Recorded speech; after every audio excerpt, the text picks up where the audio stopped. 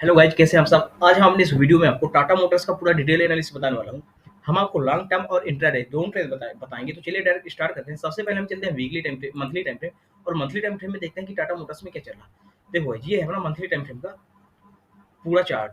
अगर हम इस लेवल से बात किया जाए जहाँ से एक रैली अपने को देखने को मिली थी, तो ये है दिसंबर जनवरी 2009 का चार्ट। यहाँ से एक रैली स्टार्ट हुई थी, प्राइस अब गया, करेक्शन किया इस लेवल तक, अपने प्रीवियस सपोर्ट लेवल तक, फिर प्राइस यहाँ से कंटिन्यू अब जाना स्टार्ट हुआ।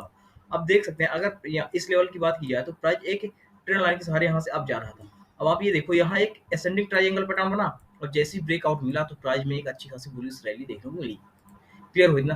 अब आप ये देखो, प्राइस 600 रुपए का हाई बनाया। हाई बनाने के बाद आप देख सकते हैं एक ये टॉप और दूसरा ये टॉप, और जब जब प्राइस डबल टॉप बनाता है और ऐसे ऐसे, तो प्राइस में एक शार्प फॉलिंग देखने को मिलती है, आप भी जानते हैं। क्लियर हुआ। जब प्राइस इस लेवल से गिरना स्टार्ट हो तो प्राइस में एक डब्लू पैटर्न अपने को देखने को मिला। आप देख सकते हैं, ये अपना बेस मिला, डबल बॉटम मिला, और ये अपनी नेक लाइन। और जैसे ही नेक लाइन ब्रेकआउट हुई तो जो टाटा मोटर्स ने हाई बनाया था उसी हाई पे जाके एक डबल टॉप बना दिया। क्लियर हुआ इतना। आप देख सकते हैं, ये बेस्ट एग्जांपल है डब्लू पैटर्न का, शार्प बेस्ट डब्लू पैटर्न है। नहीं तो एड़ा टेढ़ा बनता है। आप देख सकते हैं ये परफेक्ट डब्लू पैटर्न। अब देखो, डबल टॉप बना यहाँ इस लेवल पे, और डबल टॉप बनने के बाद प्राइस फॉल कर गया। अब बात की जाए गाइस, इस लेवल से जब प्राइस फॉल कर रहा था तो आप देख सकते हैं एक ट्रेंड लाइन के सहारे प्राइस कंटिन्यू फॉल कर रहा था। अगर देखिए, ये एक ट्रेंड लाइन के सहारे कंटिन्यू रेजिस्टेंस लेके फॉल कर रहा था। ये था गाइस कोरोना काल। अब गाइस कोरोना काल था तो ट्रेंड लाइन का रेजिस्टेंस लिया तो प्राइस को कुछ ना कुछ तो गिरना ही था। लेकिन गाइस, ये जो कोरोना काल था तो कोरोना के कारण भी प्राइस गिरा और अपने ट्रेंड लाइन के रेजिस्टेंस के कारण भी गिरा। हाँ, प्राइस इतना नहीं गिरता अगर कोरोना काल नहीं आता। यहीं से प्राइस इस लेवल से रेजिस्टेंस लेके, सपोर्ट लेके प्राइस अब जा सकता था। लेकिन गाइस, प्राइस फॉल कर गया कोरोना काल का। अब गाइस, इस लेवल को समझते हैं। जब कोरोना काल खत्म हुआ, रिकवरी आनी शुरू हुई, तो मैं इस लेवल को चलते हैं वीकली टाइम फ्रेम, और वीकली टाइम फ्रेम में समझते हैं कि अभी मार्केट में क्या चल रहा है। देखो गाइस, यहाँ से कोरोना काल में कोरोना केसेस में रिकवरी आनी स्टार्ट हुई और प्राइस अब जाना स्टार्ट हुआ। तो अब देख सकते हैं, प्राइस ये जो 200 का लेवल था, जैसे ये 200 का लेवल ब्रेकआउट मिला प्राइस को, तो एक अच्छी खासी पुलिस रैली देखने को मिली। अब देखो, प्राइस इस लेवल पे क्या किया, 353 के आसपास इस लेवल पे क्या किया, प्राइस कंसोलिडेट किया। ये होता है बुलिश रेक्टेंगुलर, ठीक ना। जब जब प्राइस अप ट्रेंड में होता है और अप ट्रेंड में एक बुलिश रेक्टेंगुलर बनता है और कंसोलिडेट करता है, तो प्राइस अप साइड ही ब्रेकआउट करता है, जो कि अप साइड ब्रेकआउट किया। क्लियर हो इतना। आपको मैं एक चार्ट में दिखाता हूँ कि कैसे।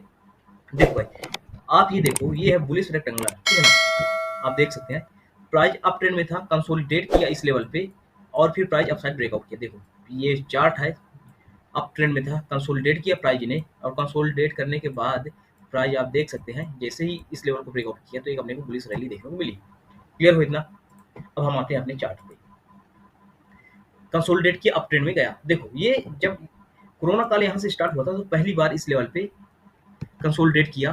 टाइम करेक्शन बोलो, कंसोलिडेट करो, कंसोलिडेशन बोलो, कुछ भी बोलो, ठीक है ना। अब इसके बाद क्या हुआ, कंसोलिडेट करने के बाद अब ब्रेकआउट किया और एक अपने को नया हाई देखने को मिला टाटा मोटर्स में। अब देखो, प्राइस यहाँ भी कंसोलिडेट किया। आप देख सकते हैं, प्राइस यहाँ भी कंसोलिडेट किया। प्राइस अब गया, गिरा, अब गया, गिरा, अब गया, गिरा। क्लियर हुआ। तो गाइस, ये सेकंड बार कंसोलिडेशन किया। जब सेकंड बार कंसोलिडेशन करता है तो पहला वाला नियम फॉलो नहीं करता। ये नोट कर लेना। आप बैक टेस्ट करोगे तो आप देखोगे, चाहे ये H1 टाइम फ्रेम में हो, चाहे Day1 टाइम फ्रेम में हो, चाहे वीकली, मंथली, किसी भी टाइम फ्रेम में होगा, सेम नियम लागू होता है, ठीक है ना। अब जब टाटा मोटर्स सेकंड बार कंसोलिडेट किया तो देखो अब क्या होता है, जो एफआईआई डीआईआई होता है, बड़े प्लेयर होते हैं, तो वो अब यहाँ से पैसा निकालना स्टार्ट किए। जब हाई बनाया तो यहाँ से पैसा निकालना स्टार्ट किए, प्राइस गिरा। अब यहाँ हम लोगों ने बाई किया कि अच्छा थोड़ा सा गिर गया, अब हम खरीद लेते हैं। फिर प्राइस अब गया, फिर बड़े प्लेयर ने यहाँ से पैसा निकाला और इस लेवल तक आया। अब बेस मिल गया अपने को, बड़े प्लेयरों को बेस मिल गया कि अब हम यहाँ से बार बार अप लेके जाएंगे। फिर यहाँ से अब हम लोगों ने प्राइस पैसा डाला, प्राइस अब गया, फिर उन्होंने यहाँ से पैसा निकाला।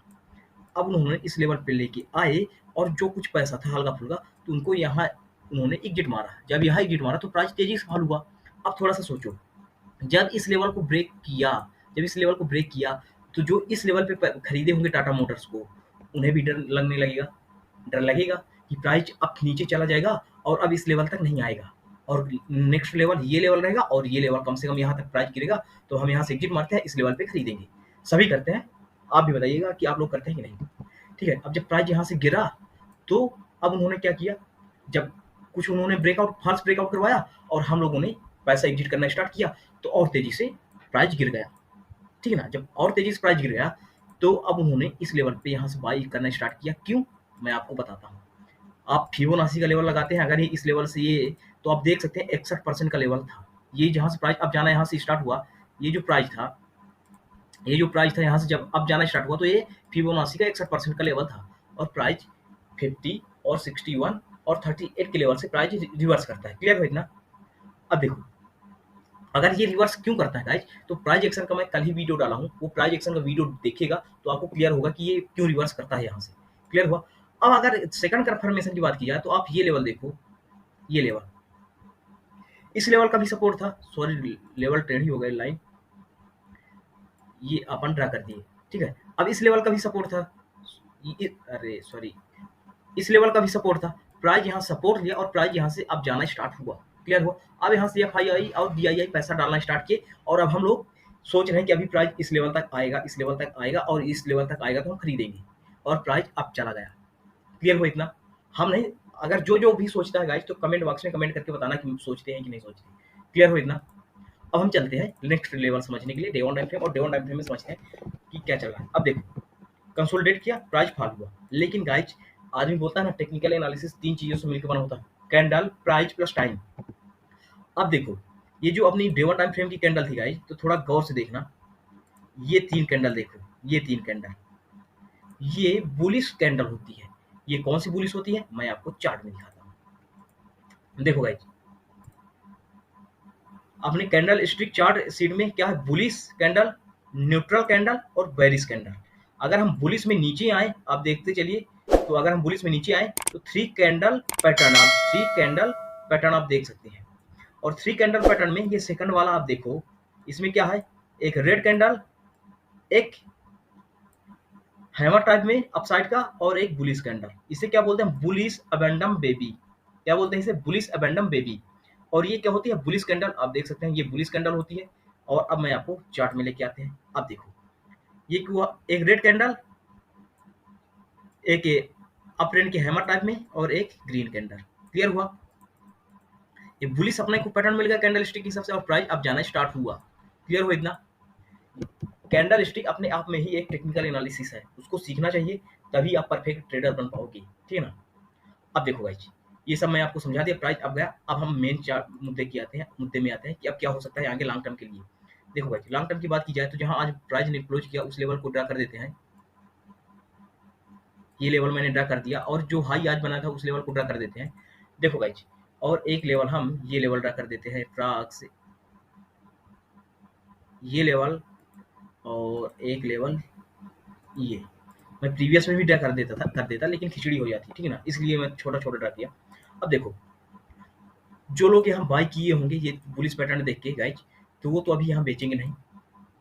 और अब जिनको खरीदना है, तो गाइज इस लेवल के बाद 470 के बाद ही खरीदे, अदरवाइज हाँ, लेकिन 470 के बाद तभी खरीदे जब अब जाने के बाद एक करेक्शन कर दे। इस लेवल का सपोर्ट लेके प्राइस अब जाए तभी खरीदना, नहीं अदरवाइज फंस जाओगे लॉन्ग टर्म के लिए। क्लियर हो इतना? अब दूसरी चीज ये भी हो सकती है गाइज, कि ये अपना एक अच्छा खासा रेजिस्टेंस लेवल है। इस लेवल पे सपोर्ट का काम कर रहा था, यहाँ सपोर्ट का काम कर रहा था ये लेवल, लेकिन गाइज अब ये रेजिस्टेंस का काम करेगा। कुछ ना कुछ अब यहाँ से प्राइस गिरेगा। अभी अगर प्राइस को अब जाना है तो कुछ ना कुछ यहाँ से करेक्शन करे, और जब इस लेवल कुछ ना कुछ करेक्शन करना पड़ेगा। तो अप्रॉक्स अगर 430 के आसपास मिल जाए ना गाइज, यहाँ से गिरे और 430 के लेवल तक अगर आता है प्राइस, तो यहाँ कुछ ना कुछ क्वांटिटी डाल सकते हो, और फिर अपनी क्वांटिटी इस लेवल के बाद पूरी क्वांटिटी डाल देना, अगर टाटा मोटर्स लेना चाहते हो तो लॉन्ग टर्म के लिए। क्लियर हो गई? अब हम चलते हैं इंट्राडे के लिए। लॉन्ग टर्म की बात हो गई, अब हम चलते हैं इंट्राडे के लिए, और इंट्राडे की बात करते हैं। तो हम चलते हैं पहले एच वन टाइम फ्रेम, और एच वन टाइम फ्रेम में चलने से पहले गाइज अब 15 मिनट डायरेक्ट चलते हैं। अगर इंट्राडे की बात की जाए तो हम 15 मिनट टाइम फ्रेम में समझाते हैं। देखो, जो मैं level day one time frame में ड्रा किया था, तो उसको करेक्ट कर लेता हूँ, और ये लेवल ड्रा कर लेता हूँ, ठीक है ना, और इसको भी एडजस्ट कर देता हूँ, ये लेवल। देखो गाइज, और डाउन साइड की बात की जाए तो एक अपना लेवल ये हो जाएगा, और ये जोन हो जाएगा। अब देखो, जो मैं ये लेवल ड्रा किया, तो वो आप लोगों को लगता होगा कि मैंने कैसे ड्रा किया, ठीक है ना। तो अगर हम डाउन साइड की बात की जाए, तो देखो प्राइस इस लेवल पे कंसोलिडेट किया, तो इसे हम एक जोन मान लिए, ठीक है ना। और देखो, प्राइस जब यहाँ से अब गया था, यहीं सपोर्ट लिया था, जब यहाँ सपोर्ट ले रहा है तो एक हमने हॉरिजॉन्टल लाइन ड्रा कर दिया। और देखो, ये जो हाई बना था, एक यहाँ हॉरिजॉन्टल लाइन हमने ड्रा कर दिया। अब ये जो मैंने ड्रा किया, तो ये काम क्या करेगा गाइस, ये प्राइस एक्शन है एक प्रकार से बात की जाए। तो अप साइड की बात की जाए, तो देखो अगर 462 रुपए का लेवल ब्रेकआउट करेगा कल, तो अपना टारगेट रहेगा 468 से 470, क्लियर हुई ना। लेकिन गाइज वेट करना, कल डाउन साइड के लिए अपनी जबरदस्त ट्रेड रहेगी टाटा मोटर्स में। अगर अपना 455 का लेवल 455 का लेवल डाउन साइड ब्रेकआउट करेगा तो अपना पहला टारगेट रहेगा 448 रुपए और सेकंड टारगेट रहेगा 446 रुपए। फिर से देखिए 455 का लेवल अगर फ्लैट ओपन होके डाउन साइड ब्रेकआउट करता है तब ये टारगेट रहेगा। अदरवाइज गैप अप और गैप डाउन की कंडीशन में हम बुलिश रहेंगे। अगर गैप अप खुलता है, देखो हम गैप अप की बात कर लेते हैं। अगर अभी प्राइस चल रहा है 457 रुपए, अगर गैप अप ओपन होता है तो गाइज वेट करिएगा, इस लेवल पे प्राइस घूमने देना, इस लेवल पे प्राइस घूमे पहले। और जब इस लेवल पे प्राइस घूमे और फिर 12 बजे 12:30 के बाद इस लेवल को अपसाइड ब्रेकआउट करे, क्या 462 के लेवल को 12:30 के बाद ब्रेकआउट करे, 12 या 12:30 के बाद, तभी अपने को अप ट्रेंड में लेना है गैप अप की पोजीशन में, ठीक है ना। अदरवाइज हम अवॉइड करेंगे। और गैप डाउन की बात की जाए गाइज तो पहले प्राइस को इस लेवल पे हल्ट होने देना, इस लेवल पे, और हल्ट होने के बाद जब ये लेवल 455 का लेवल ब्रेकआउट दे तभी अपन पोजीशन बनाएंगे 448 टू 446 का। क्लियर हो इतना? आप बताओ गाइज वीडियो कैसी लगी? अगर वीडियो पसंद आई हो तो वीडियो को लाइक करिए और चैनल को सब्सक्राइब करिए।